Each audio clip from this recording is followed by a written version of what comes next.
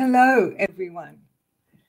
Thank you for joining us for the first international screening of Duty Free. My name is Marlene Krasovitsky, and I'm the Director and Co-Chair of Australia's campaign coalition to end ageism. Every age counts. I am delighted to be your moderator today. I am joining you from Sydney, and it is an honour to be with you. Before we go any further, we suggest you use Firefox or Google Chrome for today's event. Also, you will need to make sure you are signed into the event to be able to participate in the live chat that will follow the screening. We ask that you please hold your questions until the panel discussion. Also, please use the campaign hashtag #AWorldForAllAges to tweet during this event. Let's continue this global conversation on ageism and together build a movement to create a world for all ages. It is now my great privilege to pass over to Dr. Tedros Adhanom Ghebreyesus, Director General of the World Health Organization, to welcome you and for our opening remarks.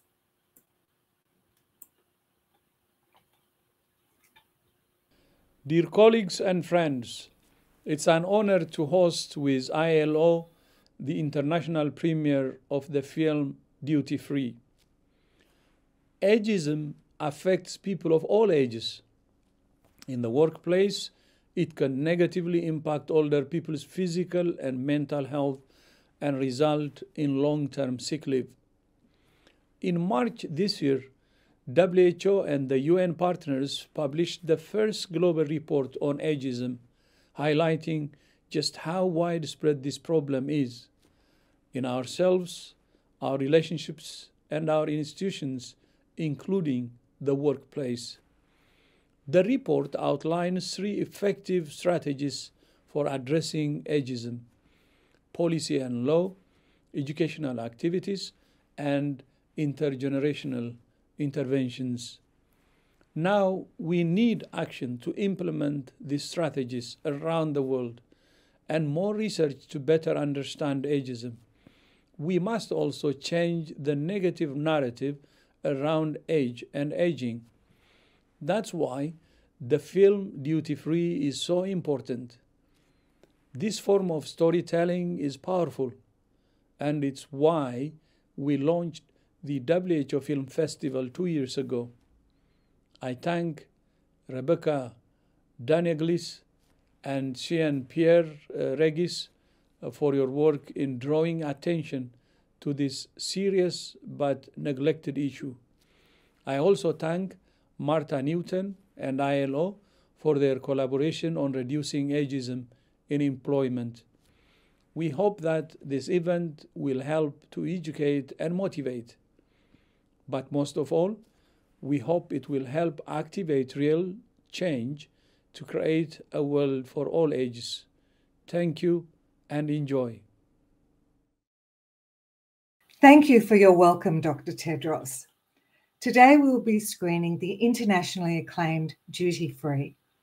Without giving anything away, this film tells the story of ageism against older people in employment and its impacts in a very personal way. After the film, I'm delighted that we will be joined by Rebecca Daneglis, age activist and mother, Jean-Pierre Regis, Rebecca's son and the director of the film, and Martha E. Newton, Deputy Director of the International Labour Organization.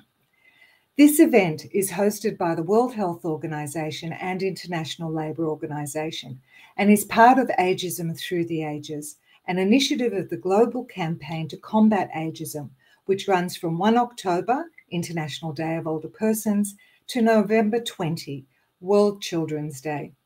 The global campaign to combat ageism aims to change the way we all think, feel, and act towards age and aging, and we hope that this film and our panel discussion contribute to this change.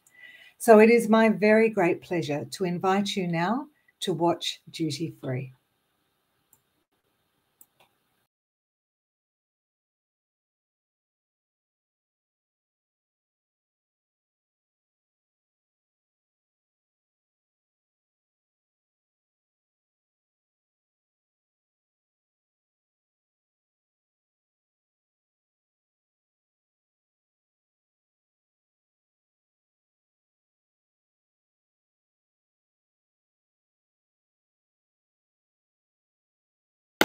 Wow.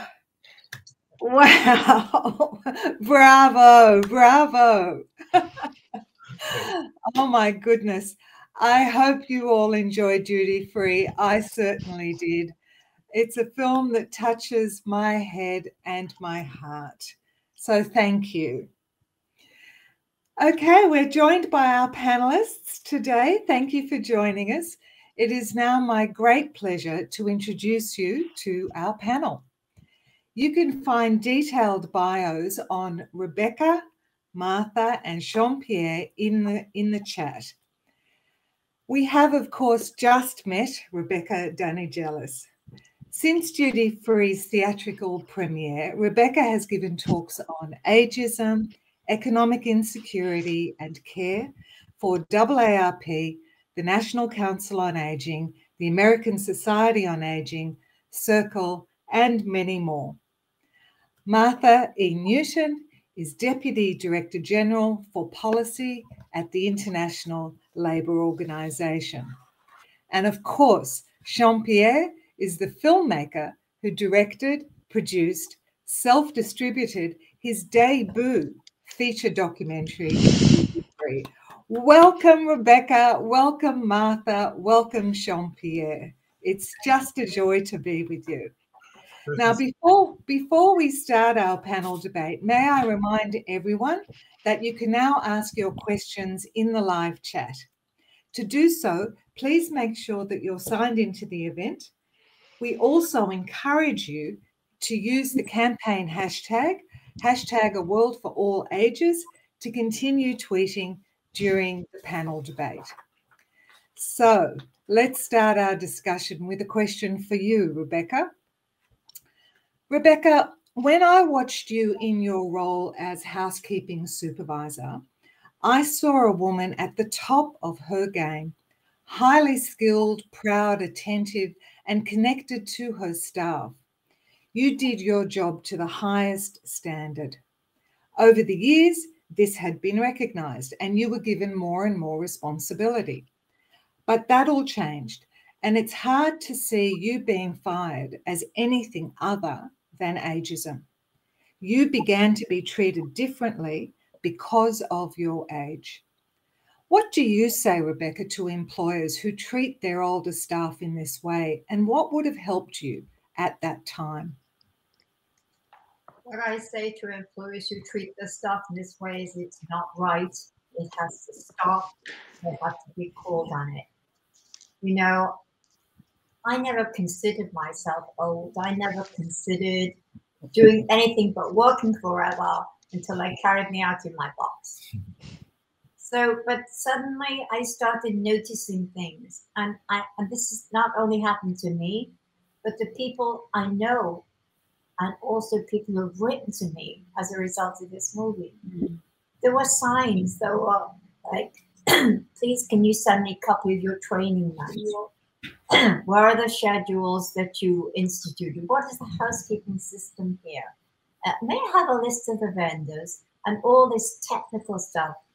And I gave it willingly. I'm thinking I'm helping. I know they're opening up other places and I could be helpful as I've opened up many hotels.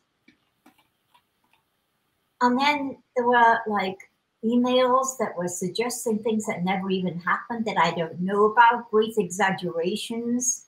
And I was getting defensive. I knew something was wrong and I just carried on. I was just being me.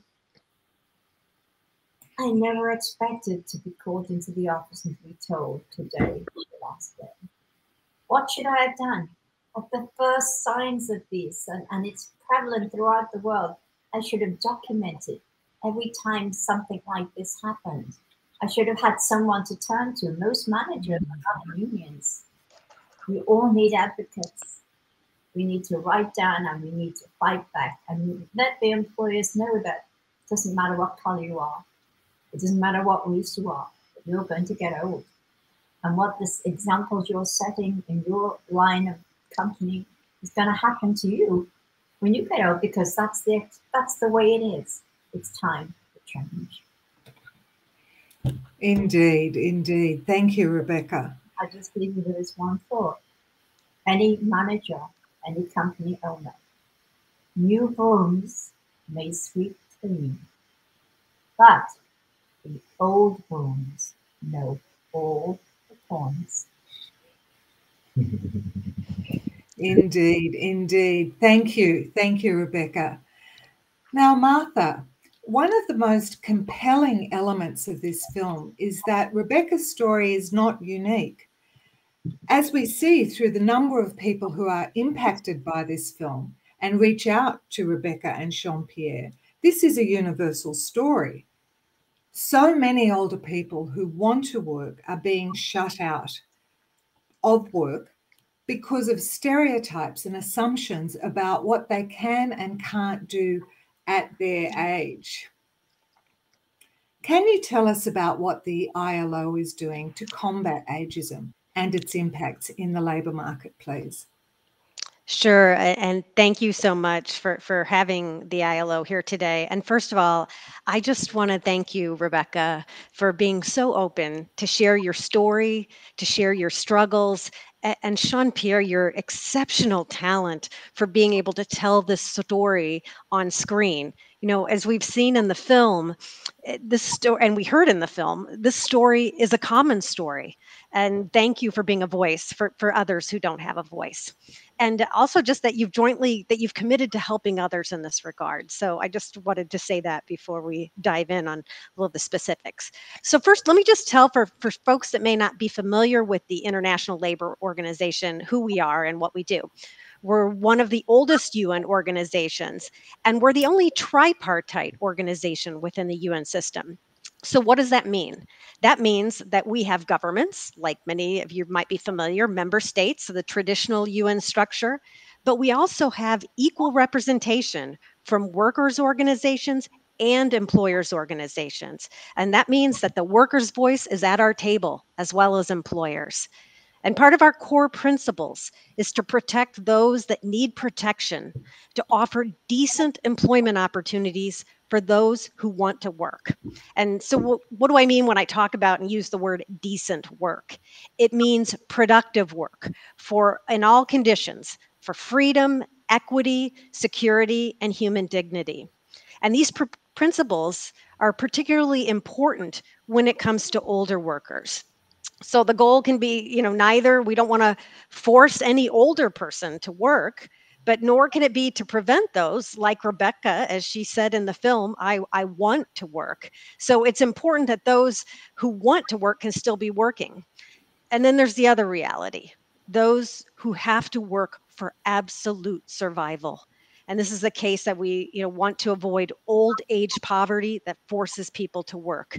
And this is simply should not exist and will not exist in countries that have well-developed social protection systems. And that's an important topic about the need to address social protection. So the issue of older workers has been on the agenda of the ILO since our founding in 1919. But the focus today is much more on how we provide working conditions that make it attractive and feasible for older workers to work if they wish to continue to do so, on policies to avoid discrimination against older workers, which we've heard and seen about in this film, and on work environments to work with employers to ensure that there is no place for ageism in the workplace.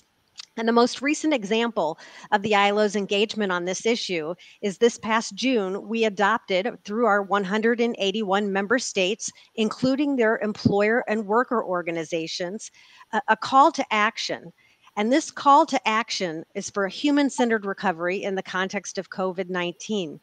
And the older people are identified as one of the hardest hit groups. And in COVID-19, this is not a surprise to anybody who's watching this film today.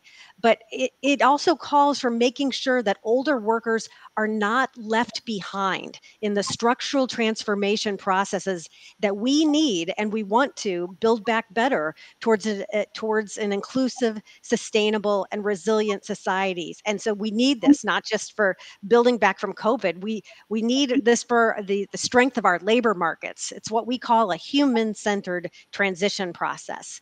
And the call doesn't stop to that. It outlines that we need to promote guidance, training, and employment services that provide older workers with the facilities, the advice, and assistance that they may need to expand their choices, optimize their opportunities to work in good quality, productive, and healthy conditions until their retirement, and to enable an active engaging. So I know, Rebecca, that we've heard from you that these are some of the tools that you wished you had when you initially went through this situation. And there's solid reports, and the Global Aging Report is one of those reports on what we need to be doing. But we still really don't know enough about older workers and their needs, and about the needs of enterprises to profit from the potential of older workers, and about policy frameworks that will help avoid ageism in the workplace. So this is why at the ILO, we put a lot of our effort into research, partnership building, policy dialogue, and capacity building. We still have a long way to go, but we've made enormous progress. And just quickly, our research findings are helping us to overcome stereotypes that are often the main reason why older workers are pushed out of labor markets. So did you know, for example, that older people who open businesses are more successful than younger people? Our research shows us that. Do you know that there's no difference between productivity levels of older people compared to other age groups over longer periods of time? And did you know that older people are just as capable as learning new things as long as the learning path is not interrupted? So we're talking about lifelong and ongoing learning skills. And then there's just finally another assumption that we need to refute. Political debates, this argument that when you assist an older worker in finding or staying in a job market for longer, that maybe you're taking away chances from younger workers. And that's simply, our research shows that is not the case. On the contrary, we see unemployment and inactivity go up and down in parallel for young and old people in a majority of countries. But the message here is that young and old people don't push each other out of the labor markets. And the healthiest labor markets are those where vulnerable groups, including the older segment of our society, are included and can contribute to the well-being of societies through their work. So, I mean, these are some of just the top line important messages that we need to get out. And our conversation and this beautiful film is helping us do just that. Absolutely, absolutely, Martha. Thank you. Let's put all of those facts on bumper stickers and display them proudly. Anyway, Jean-Pierre, just picking up on that point Martha made about stereotypes, we see and hear lots of stereotypes being applied to older people and work. For instance, older workers are no good with technology, they're stuck in their ways, just on a path to retirement. How do we change those negative assumptions and narratives about older people and work? Yeah, that's a great question. And thank you for allowing us to be here and to screen this film internationally. It really is such an honor to do it alongside the World Health Organization, ILO, Marlene, your work. Just very thankful. So, it's a great question. There are a few different sort of answers or prongs for me. The most important thing to me is that we acknowledge that ageism is pervasive, right? Like, we acknowledge that it is in the jokes that are made around lunch tables everywhere. It's in the ads that we're served. It's the ways that we are hyper targeted on Facebook or not hyper targeted on Facebook for potential jobs by employers. And we need to call that out at every turn. In the States, we are having a large conversation now, and a really important conversation around race, and calling that out at every turn. It is so important that we do the same around ageism.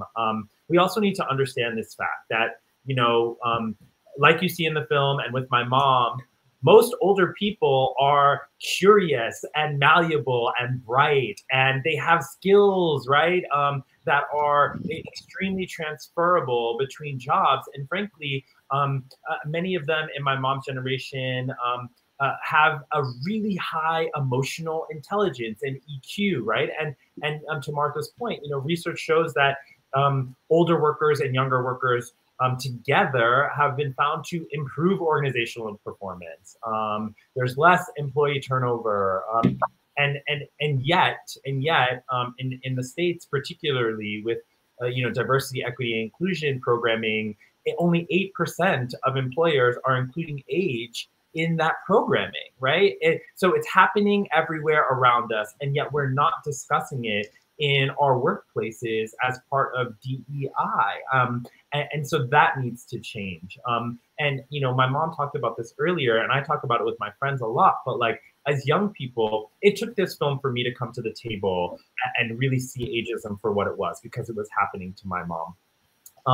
And, you know, with my friends, I say, like, we continue to self-harm our future selves by, you know, sort of making these jokes, or in, you know, workplaces, either not coming to the aid of our older or our elders, or just supporting them. Like, we are setting up a system that is only going to hurt us. You know, we all won't be Black or gay or women or men, but we all will age. It is the one protected class that we all experience. It is sort of a rite of passage. It is, you know, humanity at its finest, and yet we're hurting ourselves. And so it's that acknowledgement that, like, it starts with us. And then finally, you know, and as a filmmaker, its narratives are really important, right?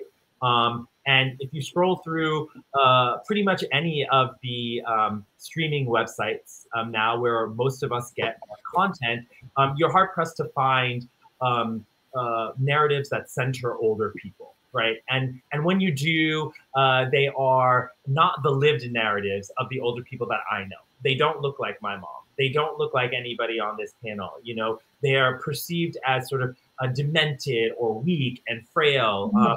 And so I ask Hollywood and sort of the studios, you know, where are the depictions of older people as we know them? I think the more that Hollywood and other studios are able to sort of reflect what the generations actually look like, the genius and the beauty and the kindness and the brilliance of it all, the whole nuance of what it looks like to be older in this country, the more I think younger generations will stop and question, right? You know, like what culture has set for us. And so for me, combating ageism, you know, often starts with the narratives we learn at home. And so we're really trying to press storytellers and also the gatekeepers of stories to expand the canon, so that we know and we see older people for what they truly are, and are not sort of passed down these sort of lores that are totally untrue. Absolutely. Such powerful messages, such powerful points, Jean-Pierre. Thank you. I look forward to creating that world with you.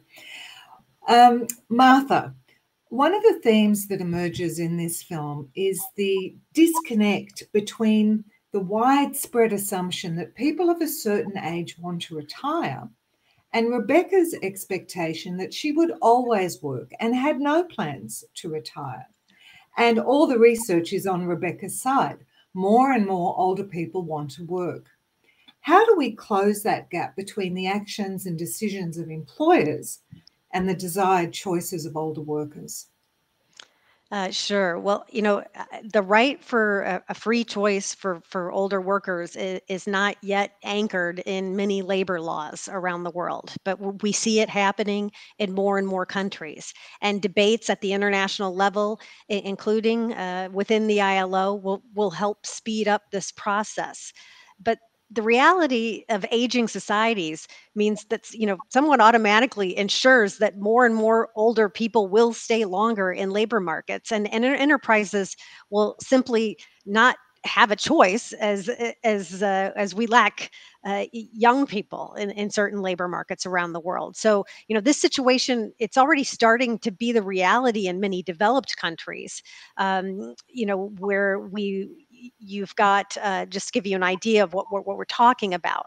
A child born today in Europe has a 50% chance of becoming 100 years old, while at the same time, many European countries have birth rates that will lead to shrinking populations. So we talk less and less young people and more older people, and that imbalance that can put social security systems at risk, but also production processes that so far don't profit from the potential of older workers.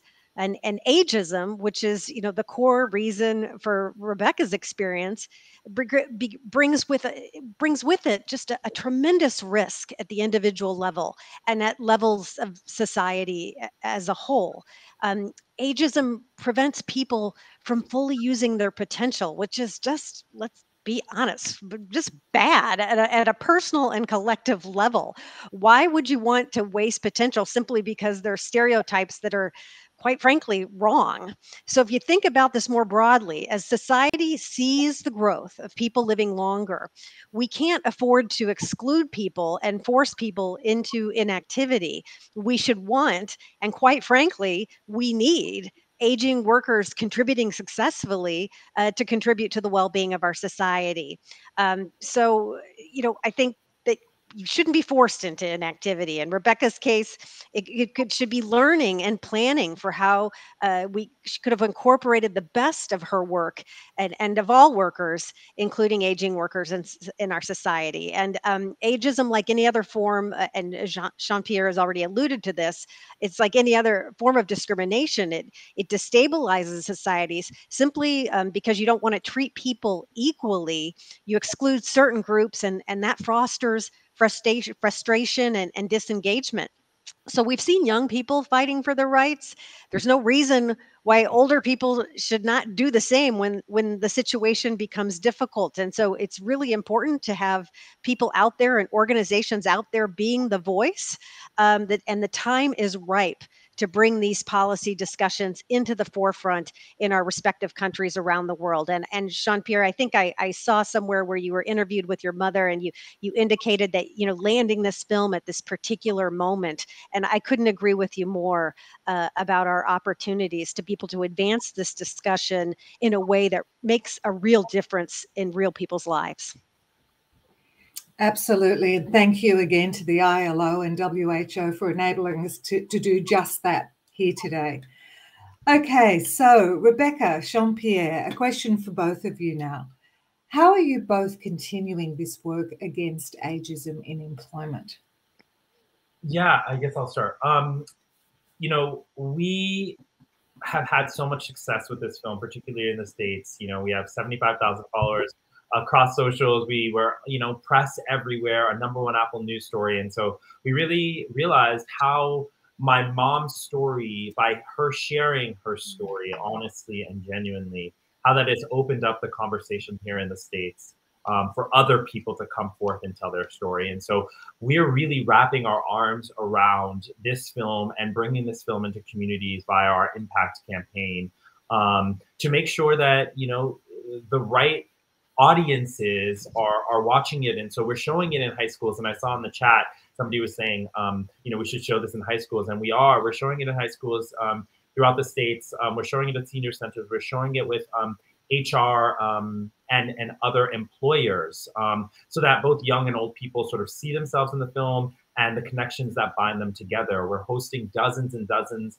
of private screenings globally, which there should be information in the chat, or you can go to dutyfreefilm.com to sort of sign up for a private screening. But we show the film, and then we have a discussion guide after, which allows people to really sort of start thinking about their own biases and sort of create solutions for how they can be or combat ageism in their everyday. And you mentioned AARP earlier. That's the huge organization here in the States around retired persons. And we did a screening of the film for them, and it was the second most watched in their history. And that's what this film is able to do, is able to sort of activate audiences, both young and old, to sort of have that first conversation around what it looks like to be older in the society, both from a financial standpoint, but also from a social standpoint. And to have younger and older people have that conversation has been really helpful. Some 94% of people who've watched the film feel like they have the step forward for how they can care. For either the person they love or a coworker. Some 95% of people admit that they now see ageism in a new light after having seen this film. And so we're really using this film to start conversations. Maybe some of them are making a bucket list, or they're sort of connecting with somebody on their floor, their work floor. But the film has really been helpful in engaging audiences. And so we're really focused on that. And in the fall, we'll be on PBS, which is, the national broadcast here in the States, which is such an honor. And we really hope to shine a light on my mom's hospitality family. Some 500,000 folks, particularly women of color and older women, have now been furloughed because of the pandemic. And so we're working with various unions here in the States, including Workers United, to make sure that these people who are being let go or being unfairly treated, that their stories are being told, that they are being advocated for. Because frankly, I had to be my mom's advocate because she wasn't in a union here in the States, and that was really taxing. And so we're really sort of putting our arms around those advocates of people who look like my mom in the backs of hotels who need that support. But then finally, my mom is really, she has her own mission, which we're trying to make happen. And I'll let her tell you about that. Okay. Well, this is my aim. When you get hired for a job after you've worked and you've done well to get the promotions and do that, you get your new page, you get the handbook and it says, oh, welcome to XYZ company. You get sick days, 3 weeks vacation after 1 year, eligible to join the fund, blah, blah, blah, blah, blah. But what is missing is the last page of the handbook. I want to see the last page of the handbook where it says, on your last day of work, this is what you may expect under the following circumstances. For example, in my case, you'll be restructured. You will receive 60 days notice of such restructuring. You will receive so much money. You will have help from human resources in training for another position. You will be referred to maybe even a lesser position in the company, but we value your work. You will not just be let go with 2 weeks pay and say thank you for your kind work. That's right. We're looking for like an employer-employee relationship that, as we were talking about earlier, is a bit more balanced, right? We have older workers. I mean, they thought they could get rid of my mom with 2 weeks pay because in society, she's invisible. Who was going to take care of her? How is her story going to get out there, right? That's happening to older people across the country. Where's that last page in a handbook that is a commitment from the employer to say, this is what you can expect, so that it is done right. So employers are doing right by their older workers. And so we're working with finding organizations who are willing to test out that last page in a handbook and see how successful it really is. Wow, with this groundswell around this issue and that powerful film, Rebecca and Jean-Pierre, and the work of the ILO and the WHO and all of the other activists and advocates around the world, I have no doubt we will see positive change. So thank you. Thank you very much, panel. Now, despite this being a virtual event and none of us having any face-to-face contact, we will not miss this chance to get some feedback and questions from you, our audience. I can see that Duty Free has touched a nerve with our audience, and we've had many questions and comments coming in. The chat's been flying. So allow me now to put some of the questions from the audience to you. Now, the first question is, what can we do if we don't have family support and resources? Not all of us have advocates. Anybody on the panel want to take that? Sure, I can speak to that. First of all, if you don't have an advocate, it depends where you are in the world and where there are civil society organizations. You can also contact us here at the ILO, that we can point you in the right direction where you and your country might be able to seek those appropriate services. Overcoming ageism at the workplace, this is not an easy task. And so part as what we're working on the ILO is this comprehensive approach that's part of what I refer to as, a human-centered, decent work approach. You can't have these policies without the impact of people, right?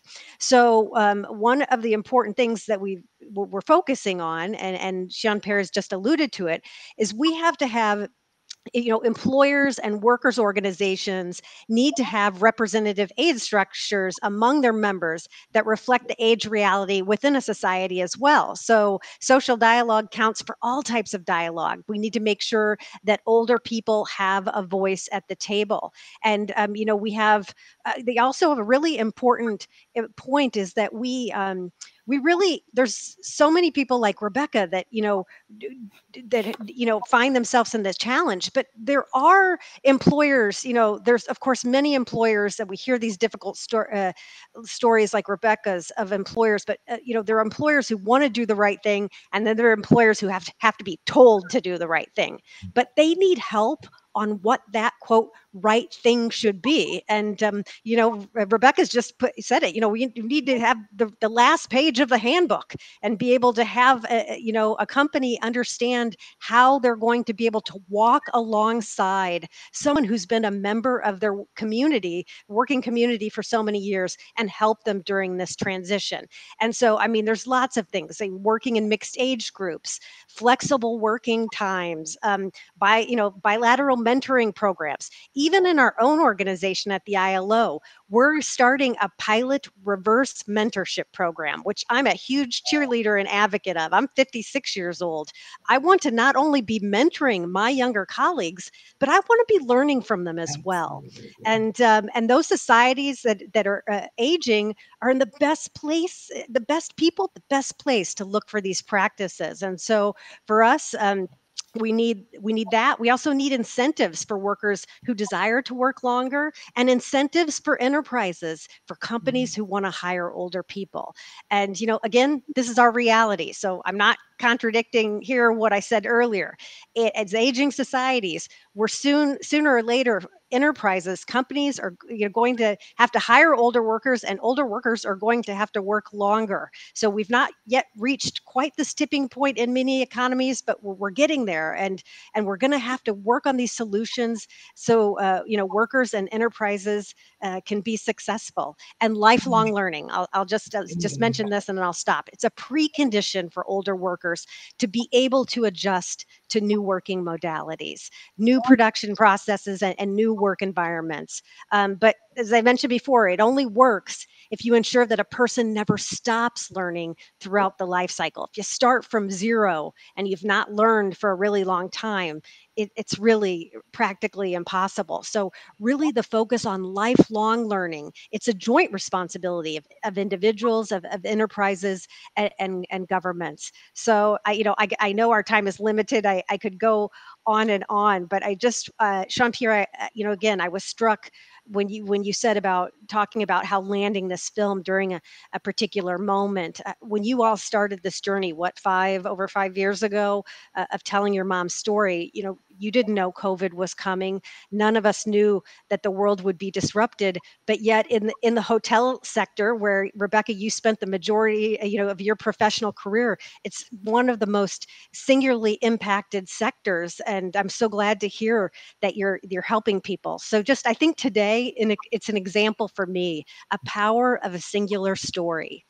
You've illustrated a story during a difficult time in our world that talks about the reality of your situation. So Rebecca, your story gives us hope, but it provides an opportunity for all of us to have a conversation, not just about ageism, but about care.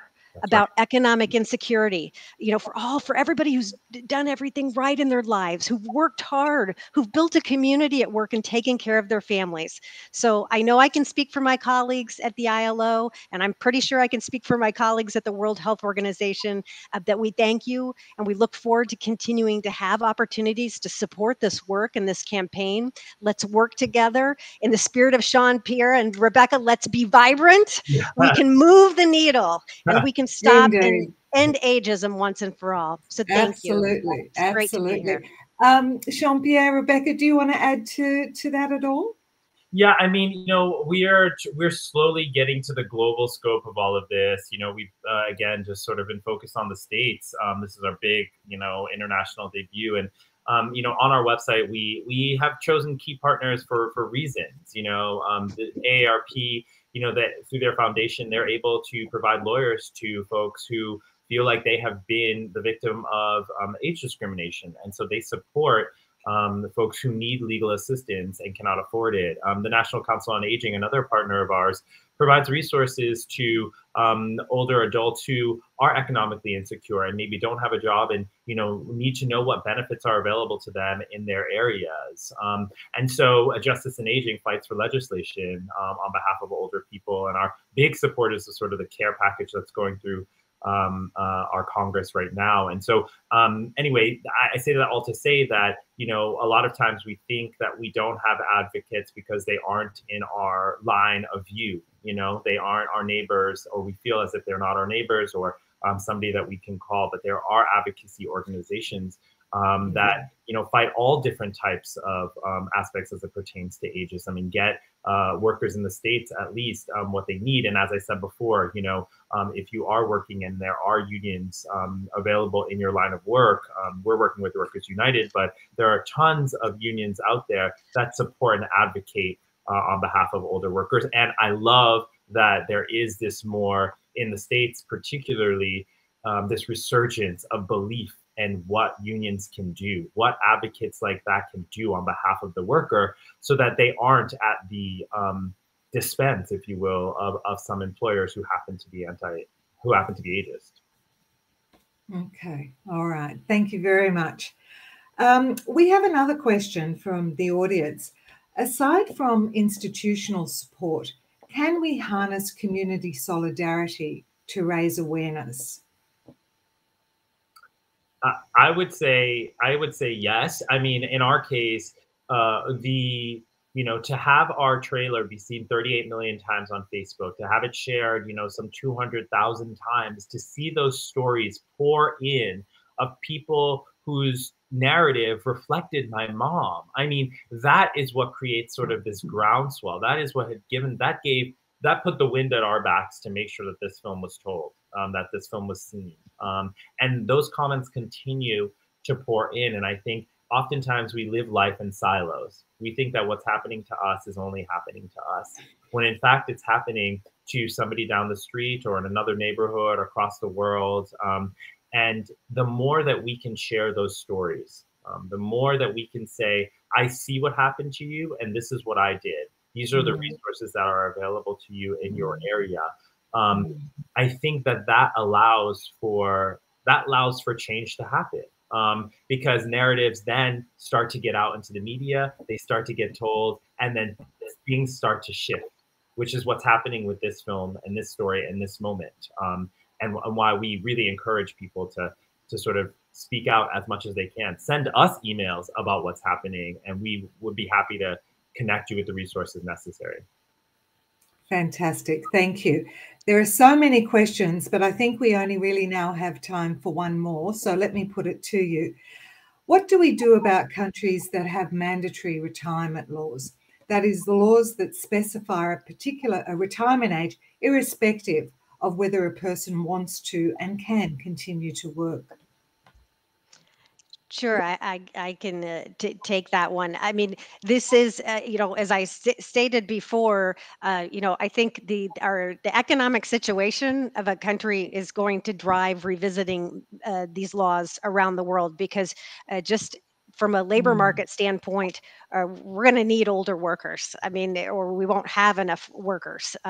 So I think, as we're working forward on, looking at these issues, it's really important to have a community-based approach. And as Jean-Pierre said, this narrative, and he's so right about having the narrative and talking about this, but making sure that when we have the narrative, being able to equip people with tools of what they can do. So we've just all seen this film, we have this energy and enthusiasm, what can we do about it? And so, whether that's on our, the ILO, the WHO, in the respective countries around the world where you have civil society organizations, NGOs, just type Google. If you're in your country, you know, I can't speak to, I know we've got many countries here today, but you can find those organizations that can equip you. We'll be happy to help at the ILO. And, you know, we look forward to continuing to work with everybody. It's just been so great to be a part of this today. Fantastic. Rebecca, Jean-Pierre, do you have a comment on that question? That is a question that we're still sort of learning more about. There is no, I think that the largest sort of aha moment for me, and you can speak to this if you want, Mom, but like, is that, you know, and this is to Martha's point too, in America, we have 10,000 people who are turning 65 or older every day. There are more people older than 65 than under 18. And so, you know, that metaphor of sort of a ship, you know, being imbalanced. I mean, we are going to have to address and allow older people to work to their full capacity for as long as they want or wish to, from not only a humanity standpoint, but really from a bottom line and perspective standpoint now, a practical standpoint rather, given that there are older people who will need jobs, and there are jobs that will need people. And so, yeah, I think that it will have to be balanced, and those rules will have to change just by way of the way the world is moving.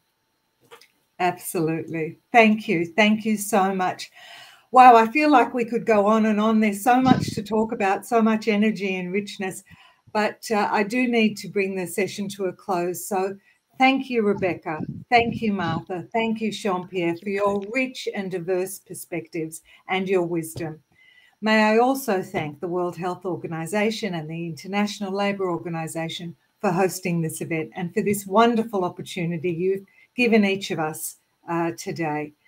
Thank you also to each and every one of you around the globe for joining us today and for contributing to the debate with your questions and your comments. I have no doubt this conversation will continue. Ageism is so pervasive and insidious, and its impacts are so real, and they can be devastating, as this important and beautiful film shows.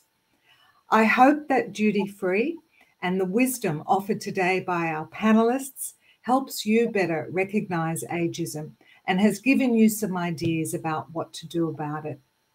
One of the ways you can continue to be involved in this movement is through the initiative Ageism Through the Ages.